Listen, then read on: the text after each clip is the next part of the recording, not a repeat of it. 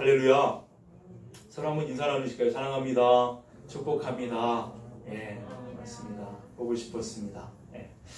오늘도 주님의 은혜를 사모하고 주님 앞에 나와 예배하시는 우리 건강의 가족들, 여러분의 심령과 가정 위에 또 일터 위에 우리 하나님의 큰 사랑과 은혜와 평강이 가득하시기를 바랍니다. 오늘 우리가 말씀을 나눌 때 우리 지난주일에 우리 나눴던 말씀들을 기억하죠?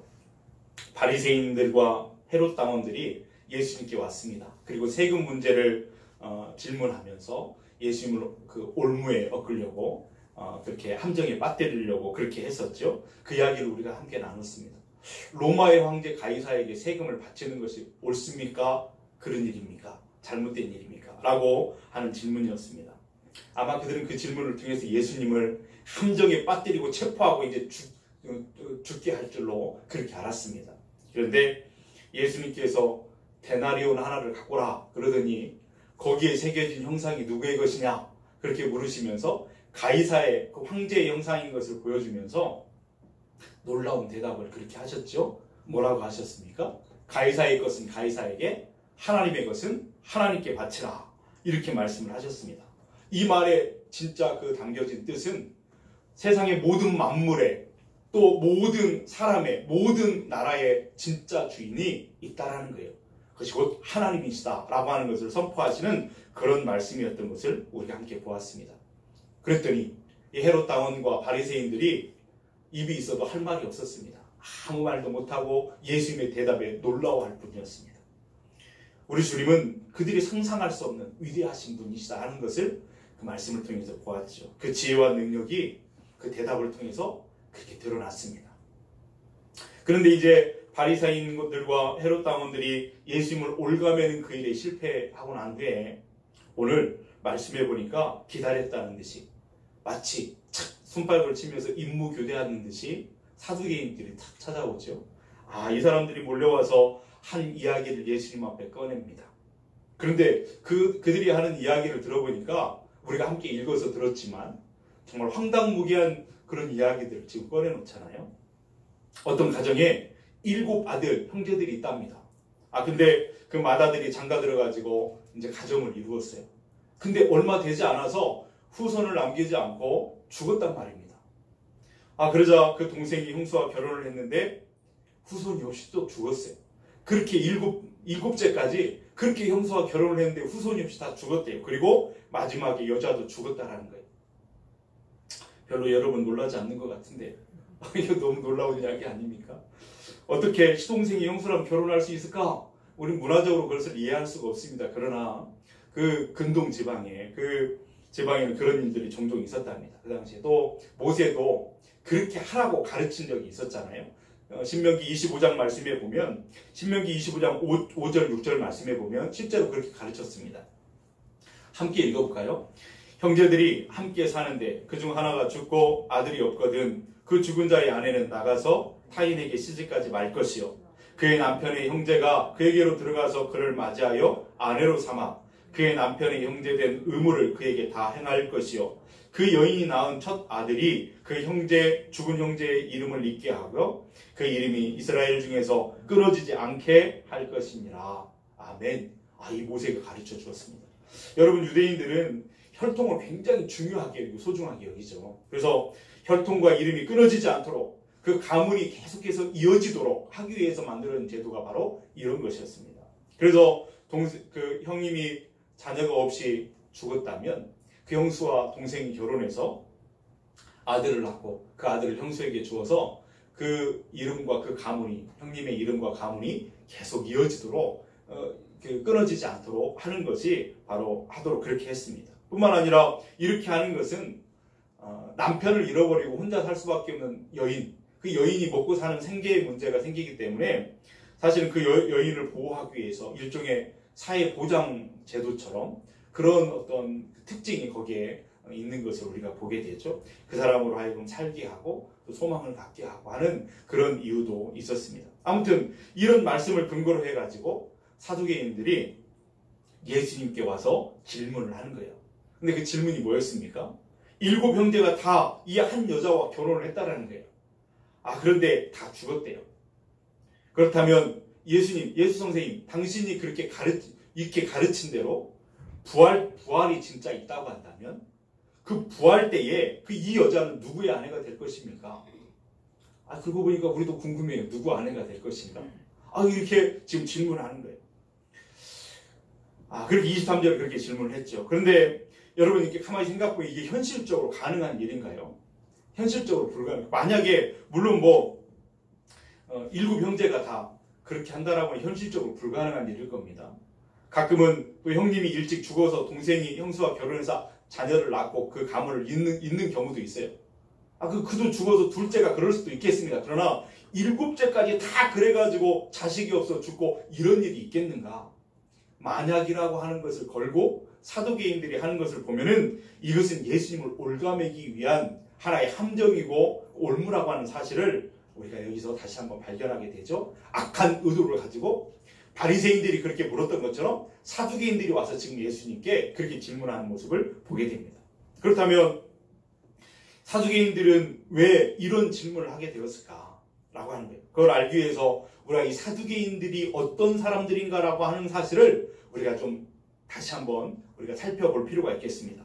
이 사람들은 대략 우리가 추정해 본다면 주님이 주전 2세기경에 하스모니안이라고 하는 왕조가 있어요. 하스모니안 왕조. 그 왕조 시대 때에 그 왕과 연결돼서 등장하게 된 인물들이 바로 사두개인들입니다. 그래서 그 역사를 우리가 좀 살펴보면 우리가 아는 것처럼 다윗 솔로몬 이후에 이스라엘은 둘로 나눠지게 되잖아요. 북왕국과 남왕국으로 나눠지게 됩니다. 그 북왕국은 아수르에 의해서 멸망하게 되었고 남왕국은 그때로부터 한 150년 더 이어지다가 이제 바벨론이죠. 여러분이 딱 말씀해 주시면 제가 바벨론에 의해서 그 남왕국이 멸망하게 됩니다. 이 바벨론이 이제 그 세계를 제패하고 있는 것처럼 보이는데 그 강한 바벨론 제국도 얼마 가지 못하고 메데와 페르시아 그 제국 그 연합에 의해서 망하게 되잖아요. 그래서 그 지역의 패권을 페르시아의 손에 넘어가게 됩니다. 성경은 그 사람들을 바사라 이렇게 이야기를 하잖아요. 그래서 이스라엘 백성들은 페르시아의 지배를 받게 되죠. 그러다가 얼마 후에 또 중동의 패권은 누구에게 넘어가냐면 헬라 제국에 의해서 넘어갑니다. 헬라 제국의 누구요? 알렉산더 대왕에 대해서 그 알렉산더 대왕에 의해서 그 지역이 점령되어지고 그에 의해서 이제 지배를 받게 되죠. 이 알렉산더가 약관의 나이에 왕이 되었습니다. 아주 젊은 나이에 왕이 되었는데 땅 따먹기 왕이었잖아요. 그 영토를 확장하는데 대단한 능력을 갖고 있어요. 그래서 오늘날의 터키 지역을 넘어서 이제 이스라엘 그 주변 그리고 심지어는 인도에까지 그 영토를 확장하는 광활한 그 대지를 점령하고 지배하는 그런 대왕이었습니다. 그런데 이 알렉산더가 얼마 서른쯤 되었을 때, 젊은 나이잖아요. 서른쯤 되었는데 갑자기 죽게 돼요. 후손이 없이 그냥 자녀가 없이 죽게 되잖아요. 그러다 보니까 그 광활한 대지를 어떻게 되냐? 그 장군의 수하, 알렉산더 대왕의 수하 4장군에 의해서 그 땅이 분할되게 됩니다. 그래서 4개의 나라가 세워지게 되잖아요. 근데 이 이스라엘이라고 하는 나라는 어디에 영향을 받게 되냐면 그 4개의 나라 가운데 남쪽에는 그 이집트를 중심으로 한 프톨레미 왕조라고 하는 것에 영향이 있었고 북쪽에는 시리아 지역을 다스리고 있는 다메섹이라고 말하잖아요. 거기를 중심으로 한 그 셀루커스라고 하는 왕조에 의해서 왕조가 세워지는데 그 두 왕조 사이에서 끼어 있어요. 이스라엘이라는 나라가. 그러다 보니까 그 두 나라 사이에서 많은 고통을 받았던 것이 이스라엘 백성이었습니다. 그 가운데 더 이스라엘 백성들을 힘들게 했던 것이 무엇이냐면 이 시리아 지역 앞에 북쪽에 있는 셀루커스 왕조에 의해서 그 지배를 받게 되는, 그 고통을 받게 되는데 이런 일도 있었어요. 우리가 지난번에도 한번 나눴던 기억이 있는데 유대인들은 돼지를 부정한 짐승이라 그래가지고 먹지도 않고 그러잖아요.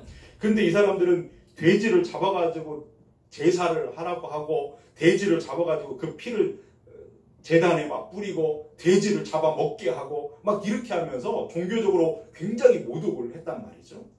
우리야 뭐 돼지국밥이나 돈가스나 없어서 못 먹지만 이 사람들은 그때 그 부정한 음식과 정한 음식이 있었어요. 그래서 금지하는 음식이 있었는데 이 사람들이 이스라엘을 종교적으로 그렇게 모독하면서 사람들을 죽이고 박해하고 이런 일들을 했었습니다. 뿐만 아니라 그들이 가장 귀하게 여기는 하나님의 성전에다가 돼지피를 뿌리고 거기다가 그들이 섬기는 우상, 제우스 우상을 거기다 딱하니 세워놓고 하나님까지도 모독하는 그런 악한 일들을 저질렀단 말이죠. 이 유대인들이 그들한테 시달리다 견디지 못해가지고 이제 마카비라고 하는 그 가문을 중심으로 해서 독립전쟁을 이루게 됩니다.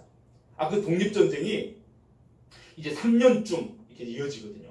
3년 정도 그 마카비 전쟁, 그 독립전쟁이 이루어지다가 드디어 그 왕조를, 셀루커스 왕조를 그 지역에서 몰아내게 되죠. 그리고 나서 이 마카비 형제가 독립국가를 그곳에 세우게 됩니다. 바로 그 나라가, 그 왕조가 하스모니안 왕조입니다. 하스모니안 왕조. 그 왕조가 주님 오시기 전에 142년에서 63년까지 79년 정도 그 왕조가 이어지게 되거든요. 그리고 이제 주전 63년에 이제 로마가 다시 그 지역을 점령하게 되면서 이제 로마의 장군 폼페이가 예루살렘을 함락시키고 하스모니안 왕조를 물러가게 하잖아요. 그리고 그 지역이 이제 로마의 식민지가 되면서 예수님이 이제 그때 태어나게 되는 것이죠. 자, 그런데 이 하스모니안 왕조가 들어섰을 때에 이 바리새인들이 굉장히 실망하고 굉장히 좀 분노하고 그랬었습니다. 왜 그러냐면 이 바리새인들도 그 셀루커스 왕조의 이렇게 탄압에 굉장히 힘들어하면서 마카비 그 가문과 협력해가지고 똘똘 뭉쳐가 독립전쟁에 열심히 싸웠거든요.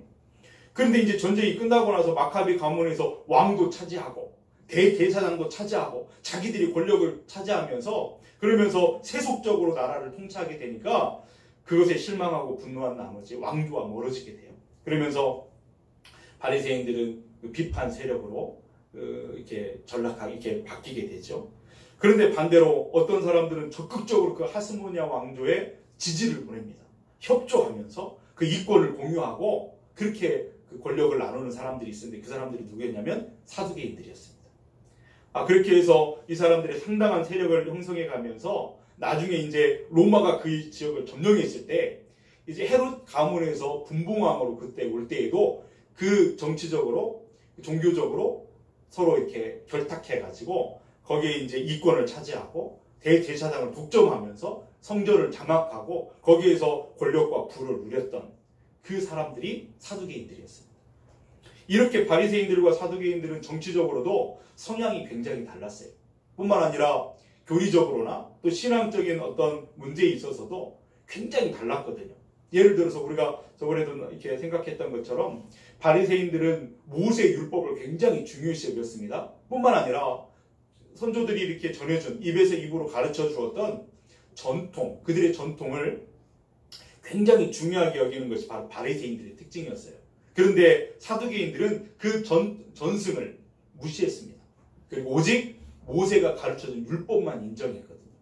뿐만 아니라 그러다 보니까 바리새인들의 입장에서 바리새인들은 부활을 믿었어요. 우리처럼 부활을 믿고 천사도 믿고 천국의 존재도 믿고 그러면서 천국의 상급도 있다고 하는 사실을 믿고 신앙생활을 하는 사람들이었단 말이죠. 그런데 반면에 이 사두개인들은 그 모든 것을 다 부정해버렸습니다.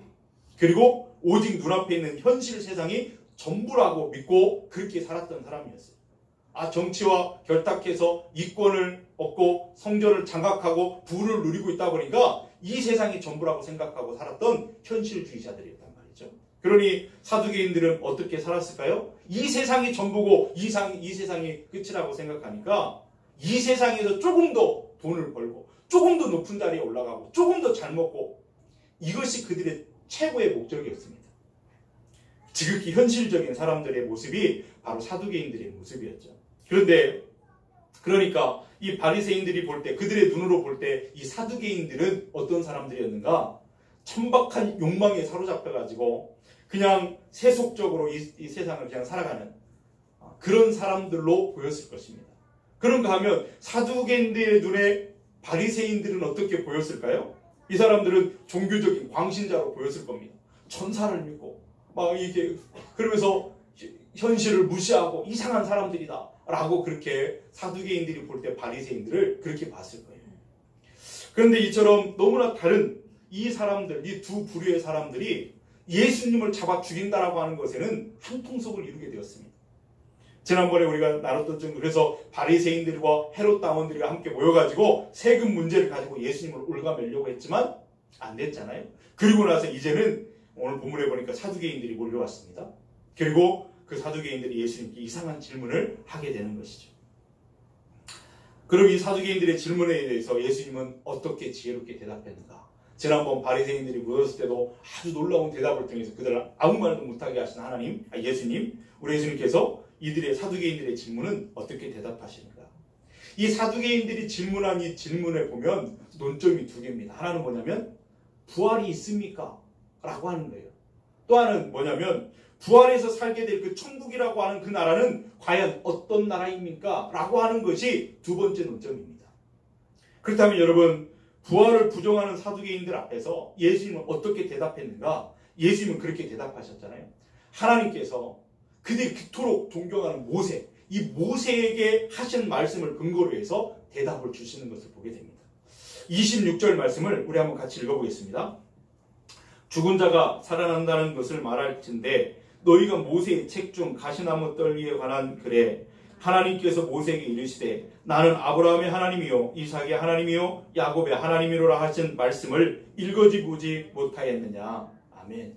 여러분, 이게 이제 출애굽기 3장 말씀에 나와 있는 그런 말씀인데, 그때 이제 하나님께서 애굽의 노예로 잡혀 있었던 이스라엘 백성들, 그들을 구원하기 위해서 이제 떨기나무 가운데에서 모세에게 나타나 말씀하시는 그런 부분입니다. 그때 모세는 미디안 광야에 있었고 그때 나이는 80세였단 말이죠. 힘이 다 빠지고 노년의 나이였습니다. 그때 하나님은 그에게 나타나셔서 말씀하시기를 자기를 소개하시면서 뭐라고 말씀하시냐면 나는 아브라함의 하나님이요 이삭의 하나님이요 야곱의 하나님이라 이렇게 말씀을 하셨단 말이에요.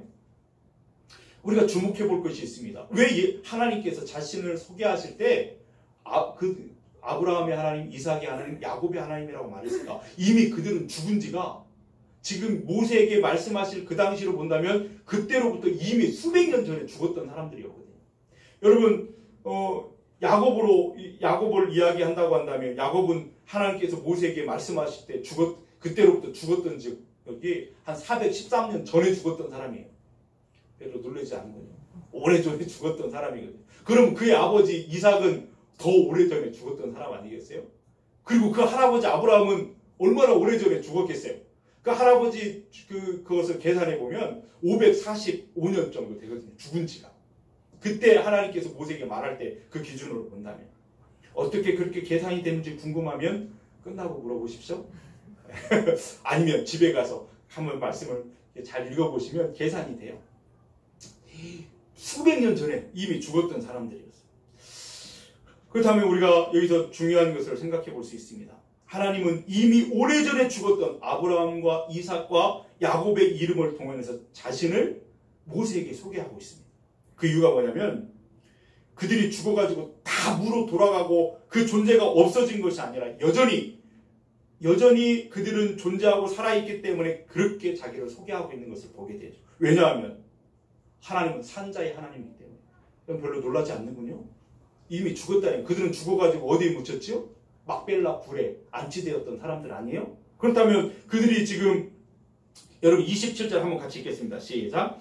하나님은 죽은 자의 하나님이 아니요 산자의 하나님이시라 너희가 크게 오해하였도다 하시니라. 아멘. 하나님이 어떤 하나님이라고 소개하고 있어요? 죽은 자의 하나님이 아니라 산자의 하나님이라고 말씀하고 있습니다. 그렇다면 여러분 만약에 아브라함이나 이삭이나 야곱이 죽어서 그 존재가 완전히 소멸되고 없어진 그런 존재라고 한다면 하나님은 산자의 하나님이기 때문에 나는 아브라함의 하나님이다 이렇게 말하지 않았을 거예요. 이렇게 표현하지 않았을 것입니다. 다시 말해서 이 말씀은 아브라함이나 이삭이나 야곱이 죽은 지가 이미 수백 년이 되었지만 그들은 여전히 죽어 사라진 것이 아니라 여전히 살아 존재하고 있다는 사실을 하나님께서 이미 말씀을 통해서 가르쳐주고 있다라고 하는 사실. 그럼 이 사람들이 도대체 어디에 존재하고 있단 말인가? 막벨라 굴에 그 시신은 안치되어 있는데 궁금하시지요? 궁금해야 말씀이 이제 재밌어지는데 여기 보십시오. 그것을 이제 알기 위해서 우리가 교훈을 주는 거 있는 것이 웨스트민스터 신앙고백서에 보면은 이제 그 부록으로 소요리 문답이 나오잖아요. 거기 이제 37항에 보면 분명히 우리에게 가르쳐 줍니다. 뭐라고 말하냐면 신자가 죽을 때 그 영혼이 완전히 거룩해 되어 즉시 영광 중에 들어가고 그 몸은 여전히 그리스도께 연합하여 부활할 때까지 무덤에서 쉬게 된다. 이렇게 기록하고 있습니다. 무슨 말이겠어요? 사람이 죽으면 몸은 죽지만 그 영혼은 영광으로 즉시 들어가게 된답니다. 그래서 거기에서 존재하게 되는 거예요. 그리고 그 몸의 부활을 기다린다라고 하는 것이죠. 몸은 죽어도, 그러니까 이 말이 뭔 말이에요? 몸은 죽어도 그 사람의 존재는 없어지지 않는다라고 하는 것입니다. 여기서 영광 중에 들어간다라고 하는 표현이 있을 때 그 영광 중에, 그 영광은 어디를 말할까요? 낙원을 가리키는 것이죠. 낙원. 그래서 그것에 대한 성경의 구절이 이제 예수님께서 비유로 말씀하신 누가복음 16장 22절 말씀에 이렇게 부자와 나사로, 거짓 나사로 이야기해서 우리가 알 수가 있습니다. 누가복음 16장 22절 우리 한번 읽어볼까요? 이에 그 거지가 죽어 천사들에게 받들려 아브라함의 품에 들어가고 부자도 죽어 장사되매 그가 음부에서 고통 중에 눈을 들어 멀리 아브라함과 그의 품에 있는 나사로를 보고 이렇게 봅니다. 여러분 여기 보면 부자와 거짓 나사로가 나오잖아요. 거기서 그런데 부자든지 가난한 사람이든지 때가 되니까 하나님이 정하신 때가 되니까 다 죽었어요. 누구도 예외일 수 없지요. 하나님이 정하신 때가 되면 죽습니다. 그런데 부자는 죽어서 어디 갔냐면 저 음부에 떨어지게 되었다라는 거예요. 그 음부에 떨어져서 이제 몸의 부활을 기다리는 거죠. 그 다음에 거짓 나사로는 또 죽었는데 가난하게 살았지만 하나님을 신앙하며 믿음으로 살았다. 그래서 아브라함의 품에 안기게 되었다. 이 아브라함의 품이 어디냐면 낙원을 가리키는 것입니다. 그래서 아브라함도 가 계신 그곳에 들어가게 되었다라고 말하는 것이죠. 그곳에서 이제 몸의 부활을 기다리는 것이죠. 여러분 한 구절을 우리가 더 찾아보면 이제 십자가에 달리신 예수님께서 강도에게 하시는 말씀을 우리가 듣게 됩니다. 누가복음 23장 43절에 보면 이렇게 기록하고 있죠. 예수께서 이르시되 내가 진실로 네게 이르노니 오늘 네가 나와 함께 낙원에 있으리라 하시니라. 할렐루야. 여기 뭐예요? 이미 이 강도는 십자가에 달려있기 때문에 피를 다 쏟고 죽게 될 것입니다. 죽음을 맞이하게 될 거예요. 근데 죽지만 그의 영혼은 어디에 들어간다고요? 낙원에 있게 된다고요. 그러니까 예수님께서는 사람의 몸이 죽어서 무로 돌아가고 다 썩어 사라져버린 그 존재가 없어지는 것이 아니라 그 영혼은 낙원에서 몸의 부활을 기다리게 된다고 하는 사실을 가르쳐주고 계신 것입니다. 그렇기 때문에 예수님께서는 천국도 없다, 부활도 없다, 그것을 부정하고 부인하는 사두개인들에게 말씀하신 거예요. 너희가 그렇게 존경하고 사랑하는 모세에게 하나님이 하셨던 말씀을 기억하지 못하느냐. 그러면서 그들의 그 주장을 반박하시는 것이죠. 뭐라고요? 부활이 있다라는 거예요. 그리고 천국이 있다라고 하는 사실을 그들에게 보여주는 것이죠. 그 다음에 우리가 이 그들의 질문의 두 번째 원점이 뭐였냐면 우리가 부활해서 영생을 누리게 될 그 천국이라고 하는 그 나라는 어떤 곳인가, 어떤 나라인가 라고 하는 것입니다. 이 사두개인들이 만약에 부활도 있고 천국이 있다면 그 일곱 형제가 이제 부활한 날 당신이 그렇게 말하고 있는 예수의 선생님 당신이 말하는 부활이 있다고 한다면 그 부활의 날에 이 일곱 형제에게 있어서 이 아내는 도대체 누구의 아내가 될 것입니까? 이렇게 지금 물었단 말이죠. 자기들은 부활도 안 믿으면서 이렇게 했어요. 그러니까 그것에 대해서 예수님은 너희들이 얼마나 무식한지 어리석은지 그것을 지금 책망하는 것이죠. 그러면서 24절, 25절 우리 한번 같이 읽어보겠습니다. 예수께서 이르시되 너희가 성경도 하나님의 능력도 알지 못함으로 오해함이 아니냐. 사람이 죽은 자 가운데서 살아날 때에는 장가도 아니가고 시집도 아니가고 하늘에 있는 천사들도 천사들과 같으니라. 아멘. 예수님께서는 사람이 부활할 때 그래서 천국의 삶을 이제 누리게 될 때 그때에는 장가가는 일도 없고 시집가는 일도 없고 다 하늘의 천사와 같이 될 것이라고 말씀해주고 있습니다. 여러분 우리가 죽은 다음에 어떻게 될까? 궁금하시지요? 그렇지요? 다 천사와 같이 된답니다. 이렇게 말씀하고 그때 거기서는 장가가는 일도 없고 시집가는 일도 없다. 이렇게 말씀하시죠. 여기서 중요한 주제가 하나 있습니다. 우리가 꼭 기억하고 그 주제를 알아야 되는데 연속이라고 하는 그런 주제와 단절이라고 하는 주제를 우리가 여기서 생각을 해봐야 돼요. 이 사두개인들의 질문에는 이 천국에서도 가게 되는 그 천국에서도 지상에서 일어났던 일들이 그대로 일어나게 될 것이라고 하는 전제를 갖고 있어요. 그러니까 이 땅에서 시가고 장가가는 일이 천국에서 그대로 있을 것이라고 하는 전제를 갖고 그 질문을 하고 있는 거잖아요. 하지만 예수님께서는 천국은 이 땅에서 있었던 일이 그대로 천국에 있지 않다라고 말씀하시는 거예요. 이 세상에서 벌어지는 장가가고 시집가는 일, 그것은 이 세상에서 단절되고 끊어지고 이제 없어지고 더 이상 그 천국에서는 그런 일이 일어나지 않는다라고 말하는 것이죠. 만약에 사두개인들이 자기들이 전제로 하는 그 천국에서도 이 땅의 일이 그대로 일어난다고 한다면 한번 생각해 보십시오. 그 천국이 천국이겠습니까? 행복한 나라가 되겠습니까? 결코 그런 나라가 될 수 없어요. 그것과 관련해서 우리가 도움을 받을 수 있는 성경의 구절이, 우리가 좀 생각해 볼 수 있는 구절이 창세기에 나오잖아요. 노아 때 홍수 사건. 여러분, 그 노아의 홍수를 중심으로 해서 세상은 전과 후로 나누잖아요. 홍수 이전의 세상과 홍수 이후의 세상으로 나눠지게 돼요. 그렇다고 한다면 홍수 이전의 세상은 어떤 세상이었어요? 죄악으로 관영한 세상이었어요. 하나님이 그래서 그 세상을 물로 심판하고 싹 쓸어버리는 만큼 그 세상은 그렇게 죄악으로 관영한 세상이지 않았습니까? 그래서 이제 노아와 그 가족들만 방주 안에 들어가서 구원을 받게 되었어요. 시간이 지나고 물이 멈추고 이제 방주가 열리고 그들이 이제 세상으로 나왔을 때 그 세상은 완전히 그 전과 그 후가 다른 세상이었어요. 마치 새하늘과 새 땅과 같은 세상이 그들에게 이제 펼쳐지게 된 것이죠. 오늘 우리가 사는 세상이 그때 만났던 그 세상입니다. 그렇죠? 그렇다고 한다면 여러분 생각해 보세요. 오늘 우리가 사는 이 세상은 천국 같은 세상이 되었는가? 낙원인가? 생각해 본다면 그렇지 않죠. 지금 이 세상은 죄악으로 가득 찬 세상이 되었고 상상할 수도 없는 범죄들이 오늘 또 이 시간에도 어디선가는 지금 막 벌어지고 있는 것을 우리가 볼 수가 있는 것이죠. 아니, 하나님이 홍수를 통해서 그 죄악된 세상을 싹 쓸어버리셨는데, 그리고 새 것을 만들어 주셨는데 왜 똑같이 연속되고 있을까요?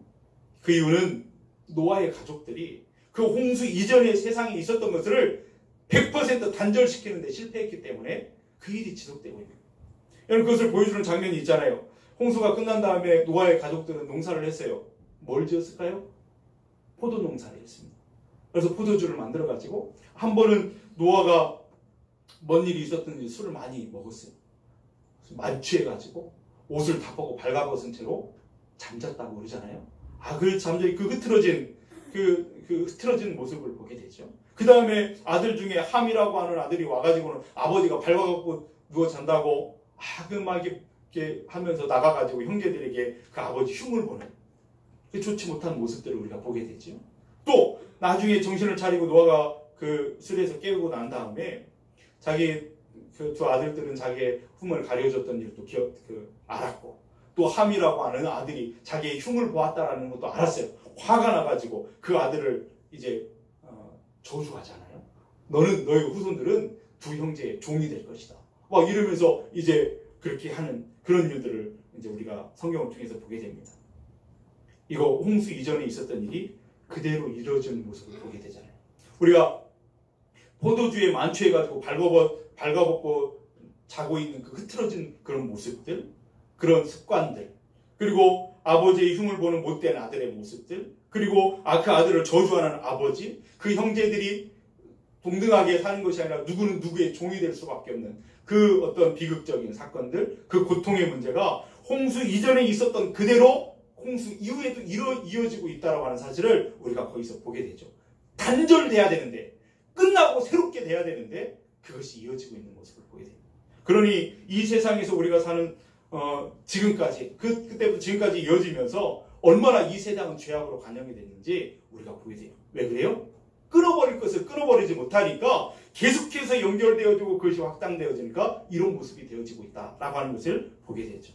마찬가지로 만약에 우리가 장차 들어가게 될 그 천국에서도 이 세상의 일이 그대로 이루어진다고 한다면 그 나라는 행복한 나라 천국이 될 수 없을 겁니다.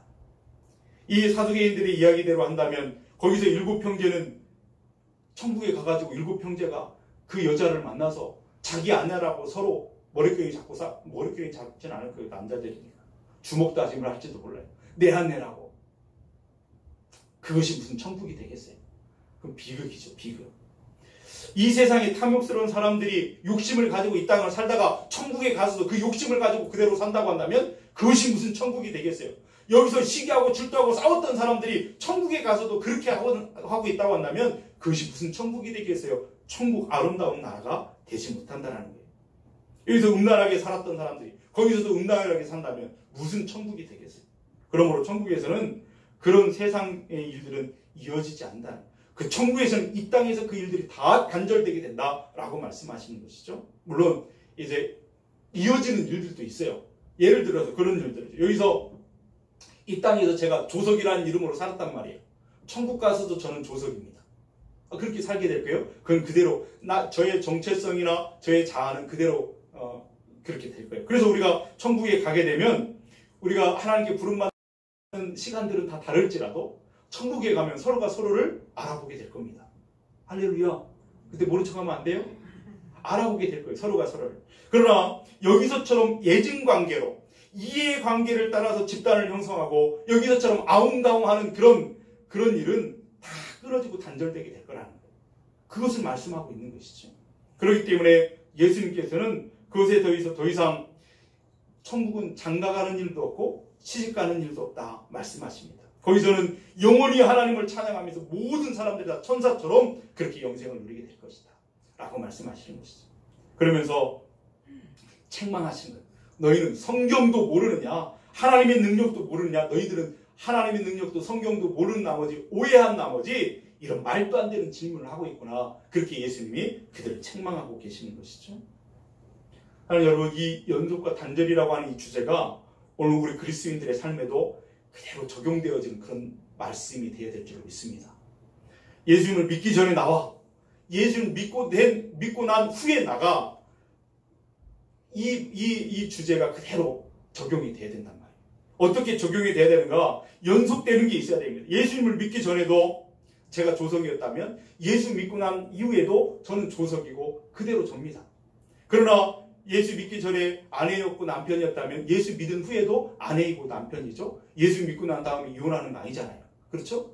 똑같단 말이에요. 그러나 반드시 끊어내야 될 것이 있다는 거죠. 잘못된 습관, 잘못된 성정 이런 것들은 예수 믿기 전과 후는 달라야 된다. 끊어낼 것은 끊어야 된다는 것이 말하는 거예요. 포기할 것은 포기하고 끊어낼 것은 끊어내고 단절시켜야 될 것은 단절해야 된다 말씀하고 있는 것이죠. 그것에 대해서 고린도후서 5장 17절 말씀은 우리에게 말씀합니다. 그런즉 누구든지 그리스도 안에 있으면 새로운 피조물이라 이전 것은 지나갔으니 보라 새 것이 되었도다. 할렐루야. 그렇기 때문에 예수님을 믿기 전에 옛 사람을 벗어버리는 것 중요한 거예요.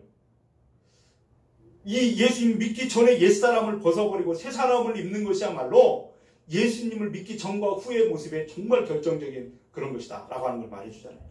예배서 4장 22절 24절 말씀해 보면 이렇게 말합니다. 우리 함께 한 목소리로 읽겠습니다.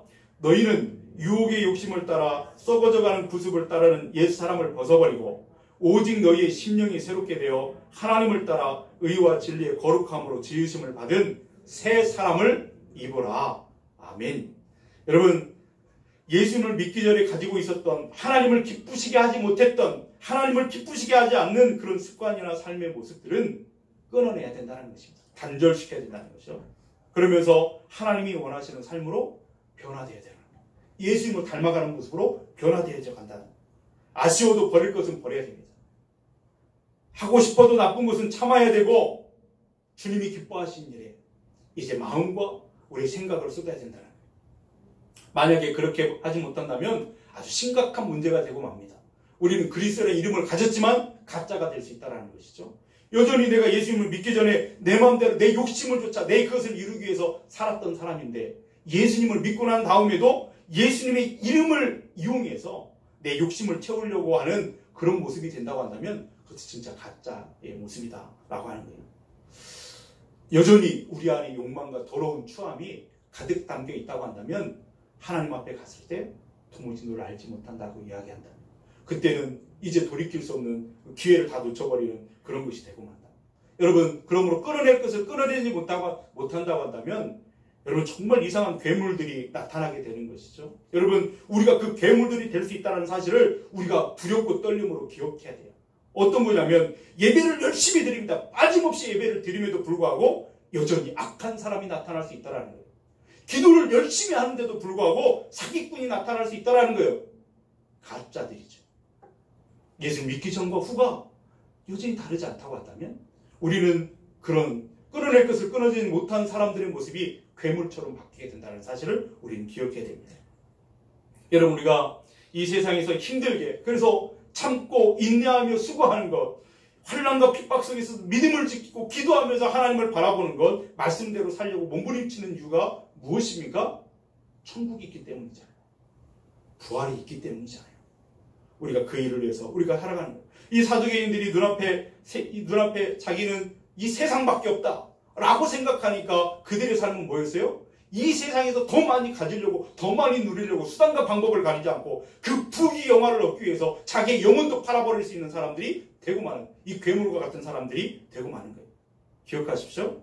우리의 목적지는 이 세상이 아니라 하늘나라의 천국인 줄 믿습니다. 빌립보서 3장 20절 말씀에 보면 이렇게 말합니다. 그러나 우리의 시민권은 하늘에 있는지라 거기서부터 구원하는 자 곧 주 예수 그리스도를 기다리노니. 할렐루야. 우리의 목표는 이 세상에서 받는 훈장이 아니라는 것을 기억하세요. 우리가 정말 우리의 목표는 천국에서 하나님이 주시는 면류관인 줄로 믿습니다. 목적이 분명하셔야 돼요. 그러므로 이 세상은 우리에게 천국을 위해 천국의 삶을 준비하는, 믿음으로 준비하는 그 장소가 바로 이 세상입니다. 우리에게 맡기신 그 사명을 감당하는 장소가 바로 이 세상이라는 사실을 기억하고 그것을 위해서 열심으로 하시는 저와 여러분들 될 수 있기를 바랍니다. 여러분 우리가 그래서 우리가 조금 이따 부를 찬송에 보면 482장에 보면 그런 가사가 있죠. 우리 찬송가 한번 찾아볼까요? 482장. 그 482장에 보면 그렇게 찬송하잖아요.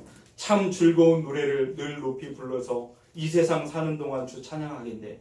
복주실 산에 올라 멀리 바라보니 눈앞의 욕심을 바라보는 것이 아니라 그 멀리를 바라본다는 거예요. 무엇을 바라본다는 거예요? 내가 건너갈 요단강이 뚜렷이 보인다고 말씀합니다. 그 죽음의 요단강이 보이고 그 너머에 있을 찬란하게 빛나는 주님의 나라가 눈에 보이게 된다라고 하는 것이죠. 그래서 참 아름다운 노래 늘 높이 부르세. 하늘에 소망 주신 주님을 찬양하여라. 하늘에 기쁨을 주신 주님을 찬양하여라. 여러분 하나님의 나라, 그 하늘나라의 소망과 기쁨을 찬송하는 사람으로 오늘 우리가 여기에 존재하고 있다는 사실, 그것이 바로 그리스도인이라고 하는 사실을 기억하고 그에 합당한 삶을 사시는 저와 여러분들 될 수 있기를 주님의 이름으로 축원드립니다. 그렇게 살다가 훗날에 하나님이 우리를 부르셔서 그 나라에 가게 되면 우리는 많은 사람들을 만나게 될 것입니다. 모세도 만나게 될 거고 아브라함도 만나게 될 거고 거기서 주님의 제자들도 만나고 그렇게 어렵고 힘든 시간들을 인내하며 수고하며 살았던 우리 믿음의 선배들, 일제시대 때 그랬던 주기철 목사님도 손장훈 목사님도 만나게 될 것이고 먼저 믿음으로 살다가 하나님 품에 안기셨던 우리의 부모님도 만나게 될 것입니다. 그리고 우리도 거기에 들어가게 될 거예요. 그리고 이제 몸의 부활을 기다리게 될 것입니다. 그때를 바라보면서 오늘이 너무나 힘들고 어려운 시간들이 있지만 그럼에도 불구하고 믿음으로 잘 참고 견디고 하나님이 우리에게 허락하신 선한 싸움을 잘 싸워 승리하는 우리 건강의 모든 가족들이 될 수 있기를 바랍니다. 분명한 것은 하나님이 우리를 홀로 두지 아니하시고 우리를 도우시고 인도하실 거라는 사실입니다. 우리가 함께 승리하는 모든 주의 백성들이 되기를 축복합니다. 기도하시겠습니다.